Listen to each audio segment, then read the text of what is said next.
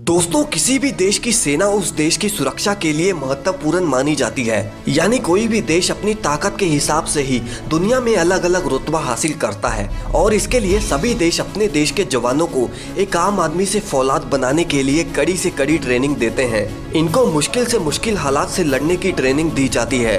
भारत और चीन के बीच हर वक्त बॉर्डर पर लड़ाई झगड़े होते रहते हैं, लेकिन लड़ाई की स्थिति में कब कौन किस पर भारी पड़ जाए ये उस ट्रेनिंग पर डिपेंड करता है। तो आइए जानते हैं क्या फ़र्क है इंडिया और चाइना के पैरा कमांडो ट्रेनिंग में। तो चलिए और देरी ना करते हुए शुरू करते हैं आज की इस वीडियो को। लेकिन उससे पहले अगर आपने अभी तक हमारे चैनल को सब्सक्राइब नहीं किया तो इस चैनल को जरूर सब्सक्राइब कर लें।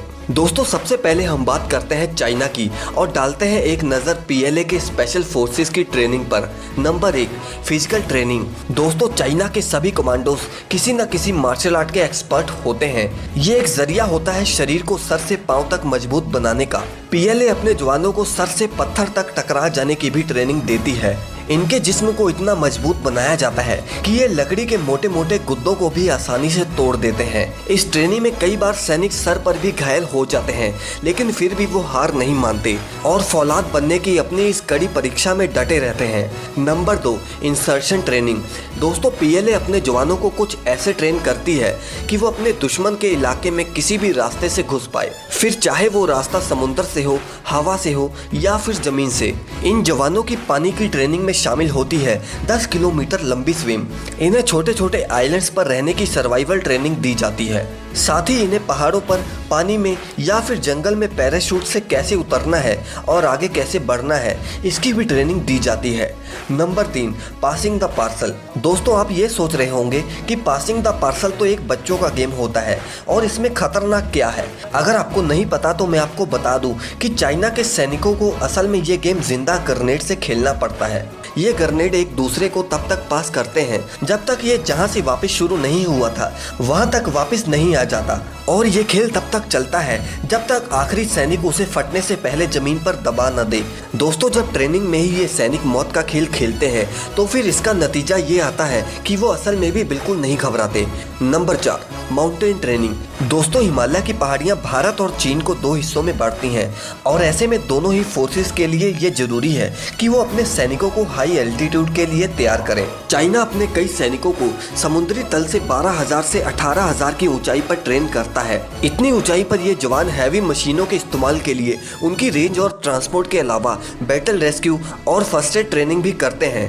Number 5, survival training. दोस्तों, जंगलों पहाड़ों में इन सैनिकों को सर्वाइवल ट्रेनिंग भी दी जाती है, जिसमें इन्हें ये बताया जाता है कि शिकार कैसे करना है, पानी को कैसे साफ करते हैं, आग कैसे जलाते हैं और नेचुरल शेल्टर कैसे बनाते हैं। इसके अलावा ये कमांडोस एडवांस कंप्यूटर्स और फॉरेन लैंग्वेजेस में भी काफ़ी ट्रेंड होते हैं और यही कारण है दोस्तों कि पीएलए की स्पेशल ऑपरेशंस कमांडोस दुनिया भर के सबसे खतरनाक कमांडोस में से एक हैं।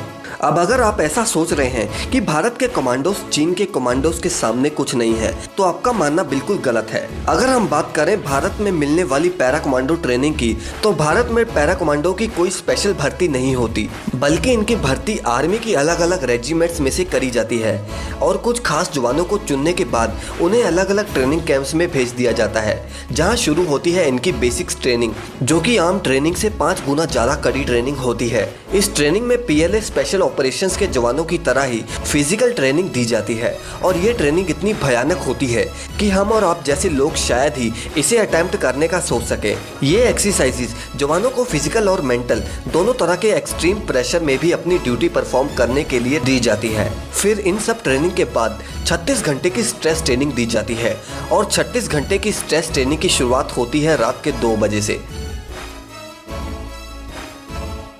जब जवान करीब 4 डिग्री टेम्परेचर की कड़कती ठंड में सो रहे होते हैं तभी इन जवानों को बम के धमाके और गोलियों की आवाज़ से इन्हें कच्ची नींद से जगाया जाता है। हड़बड़ाहट में उठे सैनिकों को फौरन लाइन में लगाने का आदेश दिया जाता है। पिछले एक हफ्ते से उन्हें हर रात 1 या 2 घंटे की नींद ही दिलाई जाती है। ये पैरा कमांडो के बेहद मुश्किल 36 घंटे की स्ट्रेस ट्रेनिंग की शुरुआत है। दिमाग और शरीर से थककर चूर हो चुके इन सैनिकों को एक बार फिर से रूटीन एक्सरसाइज कराई जाती है और ये सिलसिला तब तक चलता है जब तक इनमें से कुछ सैनिक हार नहीं मान लेते और इसके बाद इन ट्रूपर्स पर 30 किलो का वजन लाद दिया जाता है और उन्हें 2 घंटे में 10 किलोमीटर लंबी खड़ी पहाड़ियों पर चढ़ना होता है। और दोस्तों, एक खास बात, इन सैनिकों में एक सादी वर्दी में एक सैनिक और होता है जो कि इन्हें वापस रेजिमेंट में लौट जाने के लिए उकसाता रहता है। इसके बाद उन्हें अपने दोस्त को कंधे पर बिठाकर चलना होता है।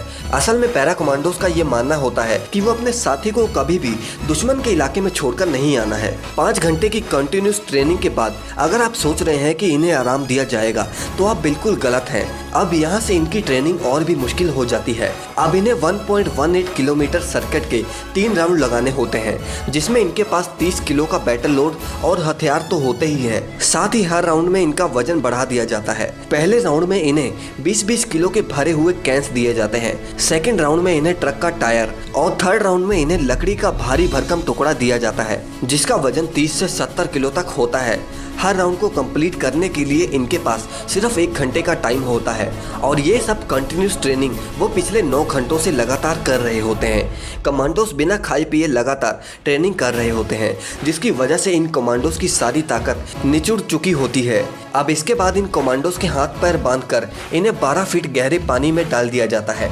पानी में इनके साथ एक और कमांडो होता है जो इन्हें सिर्फ जिंदा रहने लायक ही ऑक्सीजन लेने देता है। इस ट्रेनिंग का मकसद होता है जवान के दिल से डर को पूरी तरह निकालना। अब तक 36 घंटों में से सिर्फ 14 घंटे ही पार हुए होते हैं। इसके बाद इन्हें एक खास तरह का लिक्विड दिया जाता है जो कि देखने में तो ऐसा लगता है कि जैसे किसी ने इन्हें गटर का पानी दे दिया हो। असल में ये एक जूस होता है जिसमें डिहाइड्रेटेड सोल्यूशन मिला होता है और ट्रेनिंग में इस लिक्विड को गंदा पानी ही बताया जाता है। इस तरह इनकी फिजिकल ट्रेनिंग तो किसी तरह कंप्लीट हो जाती है। फिर बात आती है इनकी मेंटल ट्रेनिंग की जिसमें इन पर बहुत दबाव डाला जाता है।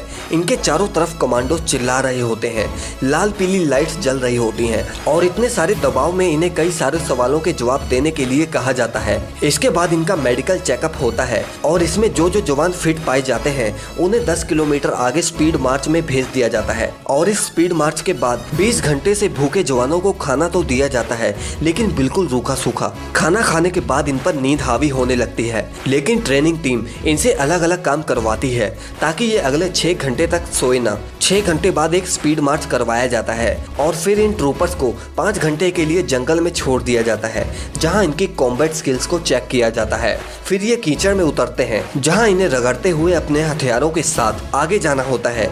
इस ट्रेनिंग के कई फेस में कई जवान ऐसे होते हैं जो बेहोश तक हो जाते हैं और हिम्मत भी हार जाते हैं, लेकिन वहीं दूसरी तरफ कुछ जवान इस ट्रेनिंग को पार करके मजबूत फौलाद बनकर खत्म करते हैं इस 36 घंटे की स्ट्रेस ट्रेनिंग को और पहनते हैं इस मरून कैप को। खैर दोस्तों, इंडिया हो या चाइना, दोनों देशों के सैनिक अपनी टफ ट्रेनिंग और कॉम्बैट स्किल्स के लिए ही जाने जाते हैं। इन दोनों देशों की कमांडो ट्रेनिंग को देखकर आपको क्या लगता है कि कौन से देश की ट्रेनिंग ज्यादा खतरनाक थी? हमें कमेंट सेशन में जरूर बताएं और अगर अभी तक आपने हमारे चैनल को सब्सक्राइब नहीं किया तो इस चैनल को जरूर सब्सक्राइब करें।